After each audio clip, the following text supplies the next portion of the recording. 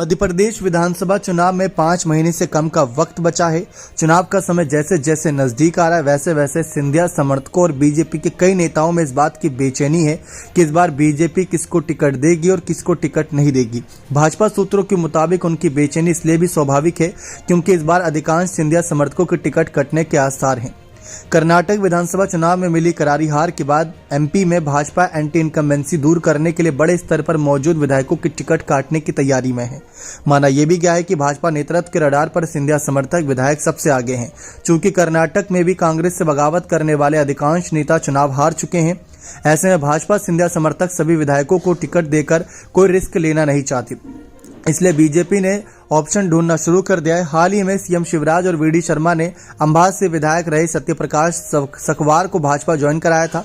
ऐसे में अब सिंधिया समर्थक विधायक कमलेश जाटव की टिकट पर तलवार लटकती दिख रही है।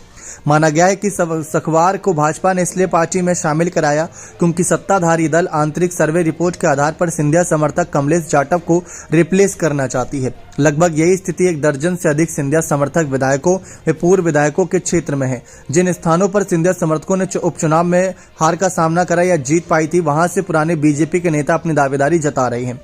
मध्य प्रदेश में हुए 2018 में विधानसभा चुनाव में बीजेपी पिछड़ गई थी, 109 सीटों पर थी, जबकि कांग्रेस पार्टी 114 सीटों पर थी। मगर ज्योतिरादित्य सिंधिया और उनके समर्थक 22 विधायकों ने कांग्रेस छोड़ने से कमलनाथ के नेतृत्व वाली सरकार गिर गई थी।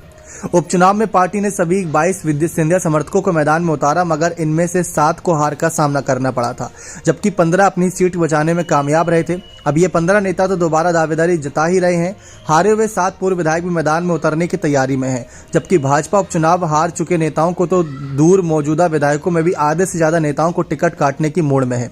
बीजेपी ने सिंधिया समर्थक 12 विधायकों की कैबिनेट में शामिल किया था। हालांकि सिंधिया समर्थक मंत्रियों को जो रिपोर्ट कार्ड है अभी ठीक नहीं है। भाजपा के पुराने नेता कई सिंधिया समर्थक मंत्रियों पर भ्रष्टाचार के आरोप लगा चुके हैं।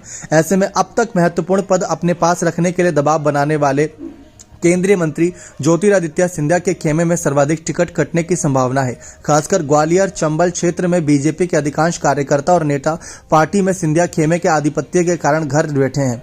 ये नेता सक्रिय होंगे तो जाहिर है सिंधिया खेमे को ही नुकसान होगा। खास बात यह भी है कि केंद्रीय मंत्री ज्योतिरादित्य सिंधिया ने बीते दिनों कार्य समिति की बैठक से दूरी बना ली थी। यही कहीं ना कहीं सिंधिया के दबाव की रणनीति का हिस्सा माना जा रहा है।